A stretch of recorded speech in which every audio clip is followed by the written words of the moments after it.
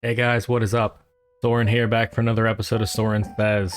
And today we have a mystery that I have been questioning for a long time, and hopefully, with your help, we'll figure out what the hell's going on. So, we all know and love Final Fantasy Tactics Advanced, right? It's an incredible story, basically an isekai, if you're aware of that genre in anime, where someone gets taken from one world to the next and they have to figure out what the fuck's going on. And so it's a really immersive story. One of the things that Final Fantasy does really well is puts you into a character role-playing and then gives you the scenario. You have to figure out what's going on. And in order to make this kind of thing work in a game like this, you have to maintain the immersion. You have to make sure that things are cohesive. Things are moving in the same direction for a long period of time so people don't break out and think, oh, well, that wasn't consistent, so I don't feel connected to this anymore. This is a very common theme. And so today, we're going to look at a very interesting thing that happens in Final Fantasy Tactics Advanced. So, at the beginning of the game, we have the snowball fight. We're introduced to Newt, we're introduced to Ritz, and they all come back to Marsh's house. And they meet Marsh's brother, Doned, and they're hanging out in their room, and they're looking at this book, and they're seeing all these cool creatures and talking about the meta Final Fantasy.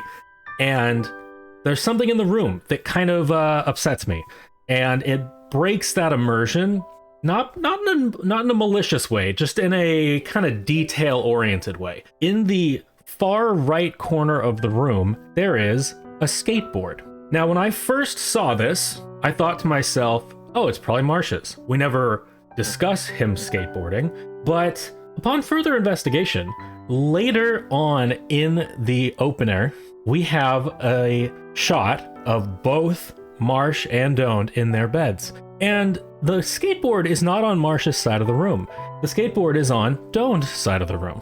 Now, for those who don't know, Doned is confined to a wheelchair. There's something wrong with him. He's sick. He is struggling with that, and later on in the plot, one of the reasons he doesn't want to leave the fantasy world is because he's able to walk around. Initially, I was like, okay, well maybe, why would this be on his side of the room? And I imagine whoever designed the area would think, whatever, they share a space, Marsh's things can be on that side, but as someone with siblings, I can definitely assure you that if you're sharing a room with a sibling, your stuff is on your side of the room, and my stuff is on my side of the room. And so the idea that Marsh's skateboard feels really incoherent to be on Doned's side of the room. Now, the next thing I think of is, well, maybe it was Doned's before he became sick. And then I realized, well, they just moved here, right? The dad is no longer in the picture. According to the canon, the dad is no longer in the picture. They just moved, that's why you're the new kid. And Doned has been in a wheelchair longer than you've been here.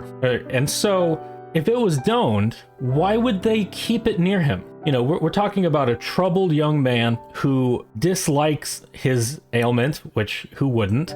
And, in my mind, keeping your old skateboard, regardless of whether or not we know that he could ever walk, next to you, that seems kind of weird. That seems like, remember that thing you used to love? Well, you're never going to get to do it again. So I'm going to sit here as a constant reminder of that. That feels really mean. And so I have to chalk it up to map designer oversight, because there's no way they intended for that skateboard to be connected to Doned, but in order for it to be there and make sense from like a normal setting of two siblings sharing a room, it feels wrong. It feels wrong. To me, it broke the immersion. It didn't ruin the game for me, obviously, but I've been doing a lot of early playthroughs and getting ready for our other videos and stuff, and it irks me. It irks me because it does seem inconsistent, and we got to be careful of those. One of the reasons that people take Final Fantasy Tactics Advance less seriously than regular tactics is because it does feel a little sillier.